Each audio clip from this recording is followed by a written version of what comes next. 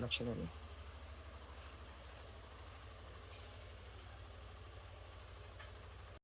महाराष्ट्र सत्यवादी सोबत मी वैजनाथ सुरोशे आज देहू या ठिकाणी आलेलो आहे. कारण या ठिकाणी देहूच्या काय नाव म्हणलं, चिंचवली या गावात आलेलो आहे. या ठिकाणी या मुलीचा मयुरी जिचं वय अवघे 17 वर्ष, नाबालिक मुलगी, या मुलीचा आज 13वा दिवस आहे. या 13व्या दिवसाच्या निमित्तानं या ठिकाणी तर तिच्या आईने म्हणजेच या ताईला मी ह्या ठिकाणी माझी कॉन्टॅक्ट असल्यामुळं ताईनं मला फोन करून बोलवलेला आहे की सदरील या ठिकाणचं देहू पोलीस स्टेशन या देहू रोड पोलीस स्टेशनच्या वतीने अद्यापपर्यंत कुठल्याही प्रकारचा एफ.आय.आर. दाखल झालेला नाही. तर कशामुळे दाखल झालेला नाही याची उत्तरे घेण्यासाठी आम्ही त्या ठिकाणी तर जाणारच आहोत. परंतु अवघ्या वयाच्या 17व्या वर्षी या मुलीचं वय कमी असतानाही प्रेम प्रकरणातून सदरील मुलीने 13 दिवसापूर्वी आत्महत्या केली होती, गळफास घेतला होता. तर आपण प्रत्यक्षात त्यांच्या परिवारातील व्यक्तीला विचारूया की सदरील झालेली घटना का आणि कशामुळे झाली ते. मला तुम्ही कोण आहे? पुढे काय नाव तुमचं? अंजना. बर, काय प्रकार काय झाले, नेमका काय झालं? नेमका असं झालं असे त्या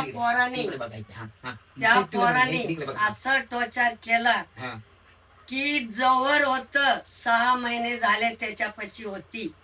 घरातून आईने रागा सपाट्या तिला हाकलली. त्या लोकांनी घेऊन गेले, तिला सांभाळली तर सांभाळली. त्याच्या टॉर्चर केला की शेतामध्ये कामाला जा, रोज हान मार करून ह्याच्यामध्ये जा, आमच्या गाडींचा हप्ता फेडा, आमचं हे करा ते करा असं करून सांगितलं.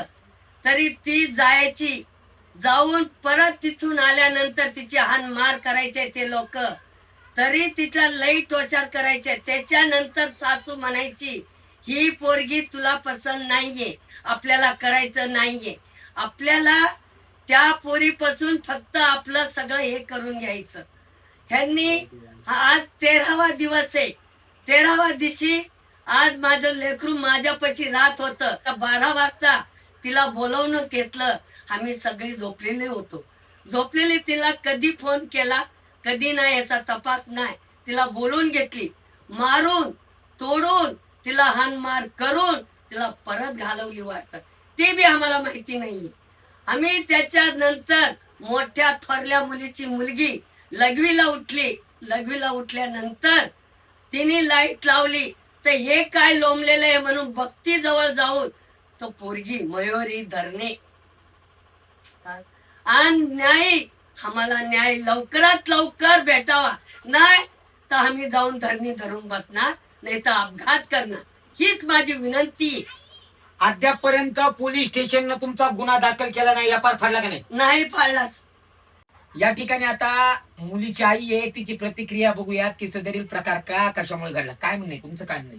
मी मयुरीची मम्मी बोलते. माझी आई लहानपणापासून सांभाळत होती आणि त्या मुलाने आमेश दाखवून लग्नाची तिला हे दाखवून तिला घेऊन गेला. 6 महिने सांभाळली आणि 6 महिने सांभाळल्यानंतर तिच्या घरच्यांनी तिला लई टॉर्चर केलं. तिला कामाला पाठवली, तिच्याकडून लोन वगैरे सगळं फेडून घेतलं. त्याच्यानंतर तिची आई म्हणली की या पोरी संग लग्न करू नको. त्या टेन्शन मध्ये येऊन माझ्या पोरीने घरी रात्री 12:30च्या दरम्यान आत्महत्या केली. आम्हाला हे रात्री 1:30 वाजता माझ्या बहिणीची पोरगी बाथरूमला गेल्यावर कळालं की तिने आत्महत्या केली. मला लवकरात लवकर न्याय मिळू द्या, मी तुमच्यापासून एवढीच विनंती करते. नाही, तुम्हाला काय म्हणणे, हे प्रकार कुणामुळे घडला, कशामुळे घडला, काय नाव बिव काही सांगताल का? यो त्या भोले नाव आहे त्या पोराचं, दनाने आडनाव आहे त्या पोराचं. त्याची अख्खी फॅमिली ह्याच्यामध्ये सामील आहे. मला लवकरात लवकर न्याय द्या. या ठिकाणी मुलीची तर आत्महत्या झालेली आहे, परंतु मुलीने आत्महत्या केल्यानंतर जो प्रसंग घडलाय जा 13 दिवस झाले पोलीस स्टेशनच्या पोलिसांनी तुम्हाला न्याय देण्याचा प्रयत्न केलाय का? नाही दिला सर, त्यांनी तक्रारच नोंदवून घेतलेली नाहीये. फक्त आम्हाला म्हणले हा करू आम्ही, थांबा थांबा करून असेच बोलत राहिले. अजूनपर्यंत त्यांनी FIR फाडून घेतलेलीच नाहीये. आज कितवा दिवस आहे? आज 13वा दिवस आहे. मग तुम्ही पोलीस स्टेशनला गेला होतात का? आता जाणार आहे आता पोलीस स्टेशन मध्ये. आता आम्हाला न्याय लवकरात लवकर द्या. तुम्ही कोण आहेत मुलीचे? मामा बर, काय सांगता तुम्ही? काय प्रकार घडला, कसा घडला? काय आहे, या ठिकाणी माझ्या भाचीचा अपघात झालेला आहे. तर त्या मुलाला काहीच हे झालेलं नाही. आम्ही पोलीस कंप्लेंट द्यायला गेलो होतो, त्या टायमाला काहीच बोलले नाही. म्हणले आम्ही FIR दर्ज करू. तरी वायसमला गेल्यानंतर पोस्टमॉर्टम करताना तिथं FIR दर्ज केला. म्हणले की करू, तुम्ही तुमचं धावा करून घ्या, हे करून घ्या, ते करून घ्या. सगळं काही बोलणं झालं तरी आम्ही इथं आल्यानंतर दावा झाला तरी FIR काय दर्ज केलं नाही. देवरोड पोलीस स्टेशन मध्ये काही झालेलं नाही. आणि इथं आज 13वा आहे तरी अजूनपर्यंत काही झालेलं नाही. माझी नम्र विनंती एवढीच आहे की काहीतरी करून हे करा, न्याय भेटू दे आम्हाला. आज 13वा तरी- दिवस झालेला आहे. पोलीस स्टेशनला तुम्ही गेला होतात का? पोलीस स्टेशनच्या अधिकाऱ्याने तुमचं अधिकाऱ्यांचं काय म्हणणे? अधिकाऱ्यांचं म्हणणं आहे की एवढंच की पैसे द्या तेव्हाच काम होईल, असंच वाटतंय मला. या ठिकाणी त्यांचं हे आता मुलीचे आजोबा आहेत जे पोलीस स्टेशन या ठिकाणी कार्यरत आहेत, म्हणजे त्या ठिकाणी काम करतात. तर त्यांचं म्हणणं काय बघूया आपण. काय वाटतं तुम्हाला? माझं एकच म्हणणं आहे की मी तिथं चौकीत काम करता असताना मला अजूनपर्यंत माझ्या नातीचा मला न्याय भेटलेला नाही. ते मुलगा तो फिरतोय, तर मग मला काय तो दागे करतात की तू काळजी करू नको, आम्ही करू करू करू म्हणून आज 13 दिवस झाले. आम्हाला न्याय भेटले पाहिजे. त्या पोरगा असा फिरता कामा नाही. आमची नात गेलेली एवढी मोठी, आम्हाला न्याय पाहिजे एवढंच मला.